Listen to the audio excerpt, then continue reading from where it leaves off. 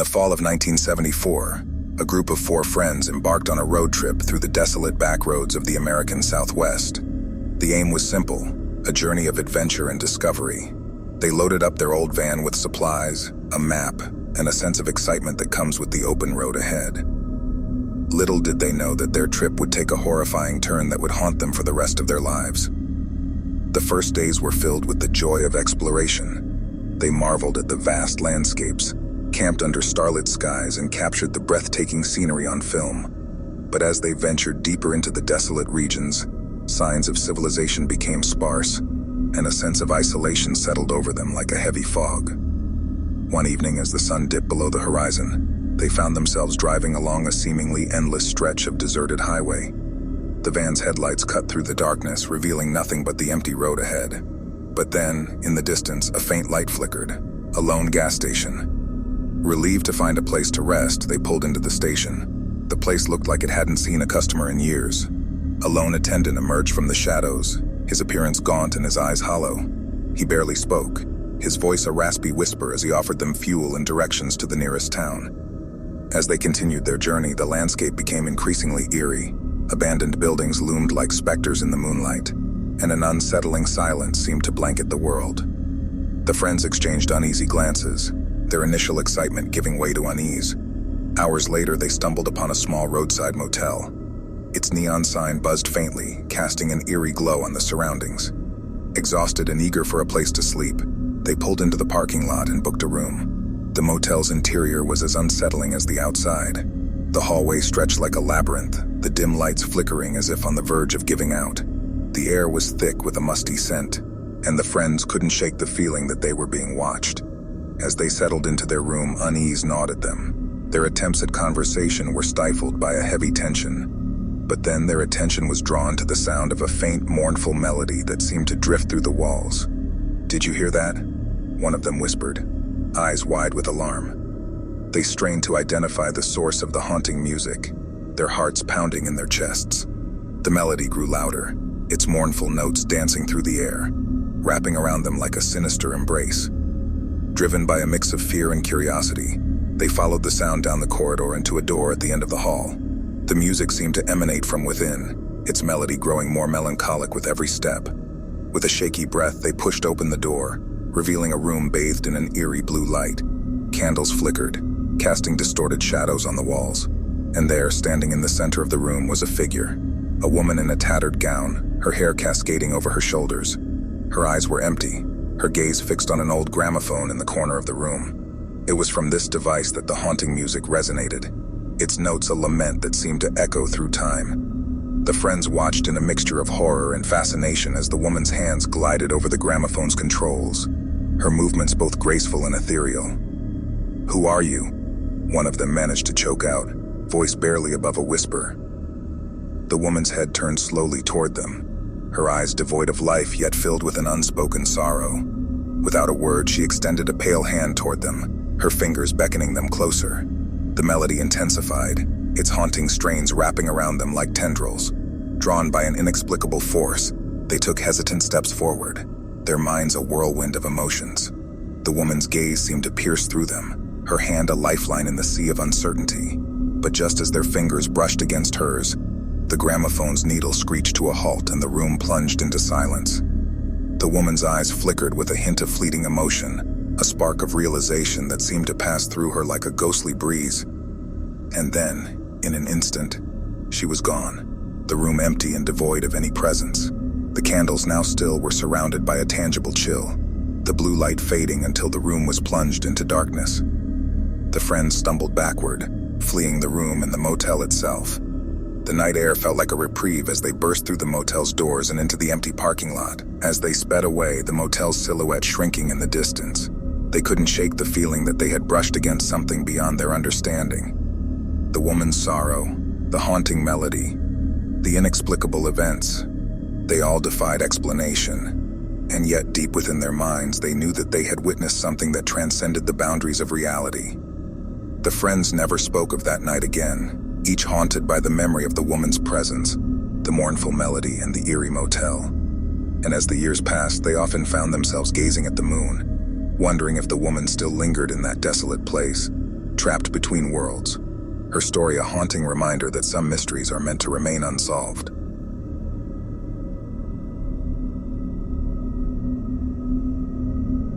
In the quiet town of Willowbrook, nestled at the edge of a dense forest, a chilling mystery began to unfold in the early 1900s. The town was known for its idyllic charm and close-knit community, but what transpired during those dark days would forever cast a shadow over Willowbrook's history. The heart of the mystery lay in the enigmatic figure of Eleanor Gray, a woman of ethereal beauty who arrived in town under mysterious circumstances. Eleanor's arrival was met with a mixture of fascination and unease. Her striking appearance and air of secrecy made her an object of both admiration and suspicion among the townspeople. Eleanor took up residence in a small cottage on the outskirts of town, surrounded by an overgrown garden that seemed to mirror the wildness within her own eyes. It wasn't long before whispers of her eccentric behavior began to circulate, rumors of strange rituals conducted under the moonlight and herbs gathered from the forest at odd hours. Despite the whispers, Eleanor managed to weave her way into the fabric of Willowbrook society, establishing herself as a healer and herbalist. The townspeople sought her remedies for ailments, and tales of miraculous cures only added to her mystique. But as time went on, a series of unsettling events cast a shadow over Eleanor's reputation. Animals began to go missing from the surrounding farms, their carcasses found mutilated in the woods. Superstitious murmurs of witchcraft began to circulate, and Eleanor's presence became synonymous with the growing unease that had settled over Willowbrook. It was on a moonless night that the town was gripped by terror. The sound of distant screams pierced the air, followed by the anguished cries of a mother who had discovered her infant missing from its crib. The townspeople rallied together, forming search parties that scoured the forest in desperation. In the heart of the woods, they stumbled upon a clearing that defied all reason. An intricate circle had been carved into the ground, surrounded by candles and strange symbols. In the center of the circle lay the lifeless body of the missing infant, its tiny form surrounded by an aura of darkness. The discovery sent shockwaves through the town, and accusations were hurled at Eleanor. The townspeople demanded answers, and in the face of their anger, Eleanor's facade began to crack. She spoke of ancient knowledge, of powers beyond human comprehension that she had sought to harness for the greater good.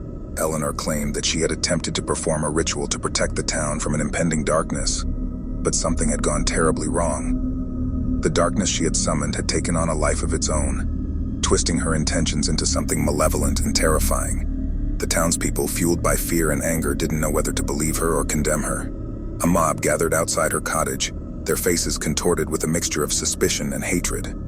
Eleanor, her eyes filled with a mixture of sorrow and resignation, stepped outside to face the crowd. But before anyone could react, a palpable force enveloped the clearing. The air grew frigid, and a haunting wind swept through the trees. Eleanor's form seemed to blur, and her eyes glowed with an otherworldly light.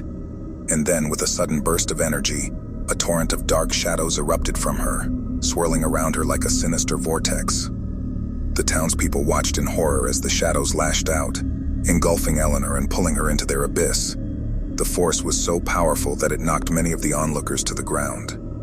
And then, as quickly as it had begun, the darkness dissipated, leaving nothing but an empty clearing in its wake. Eleanor was gone, consumed by the very darkness she had unleashed. The townspeople were left in stunned silence, grappling with the terror they had witnessed. The incident left Willowbrook forever changed, its once close community fractured by the memory of that fateful night. To this day, the clearing in the forest remains untouched, a haunting reminder of the events that transpired. The townspeople have tried to move on, but the memory of Eleanor's eerie presence and the darkness she summoned continues to cast a shadow over Willowbrook, a chilling testament to the thin line that separates the known from the unknown.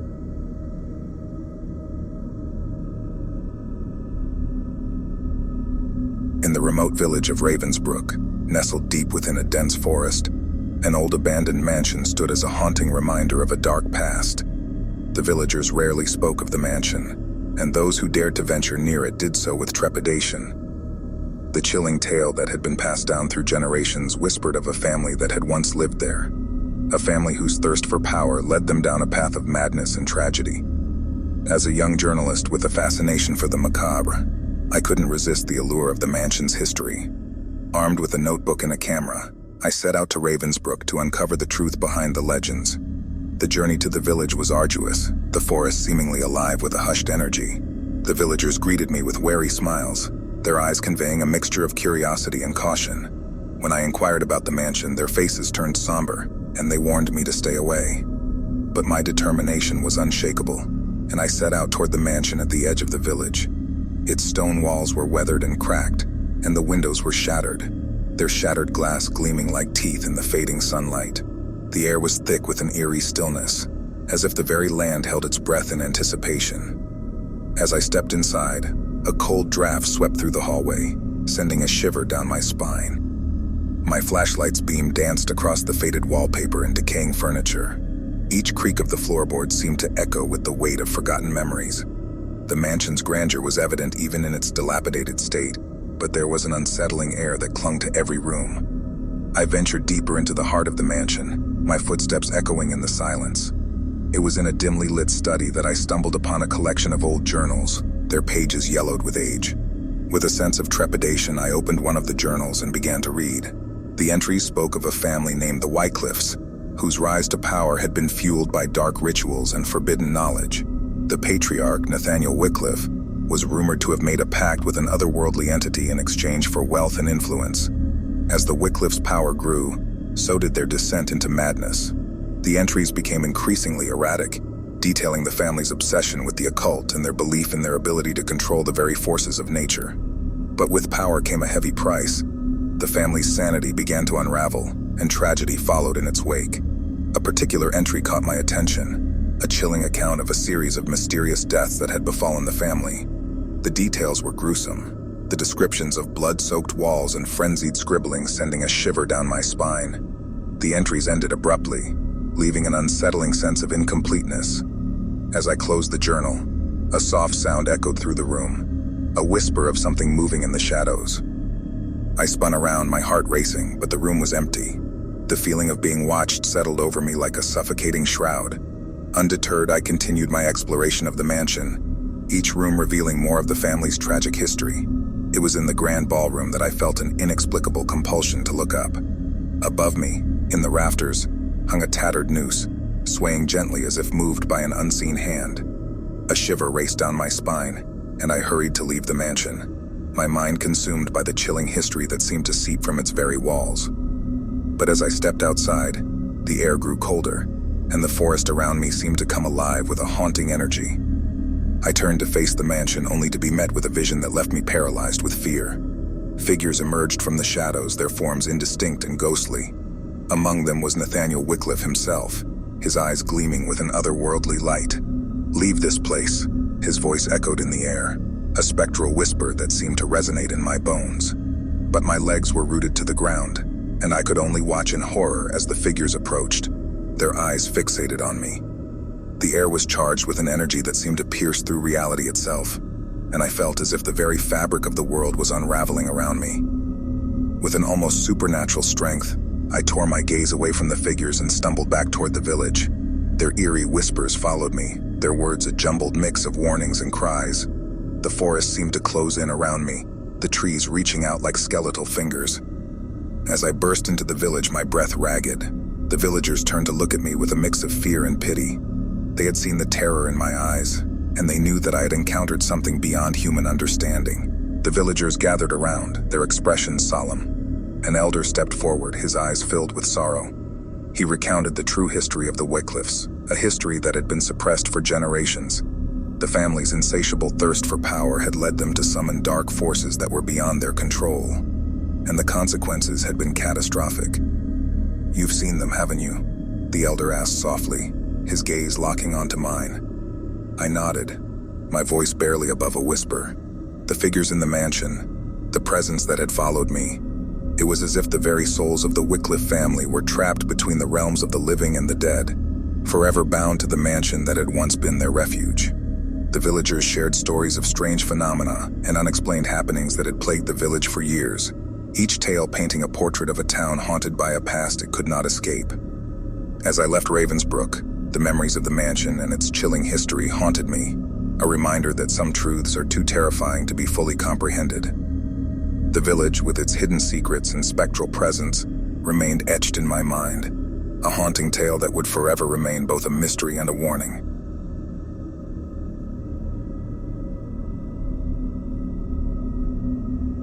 Thanks for watching, and don't forget to subscribe to our channel for more bone-chilling content.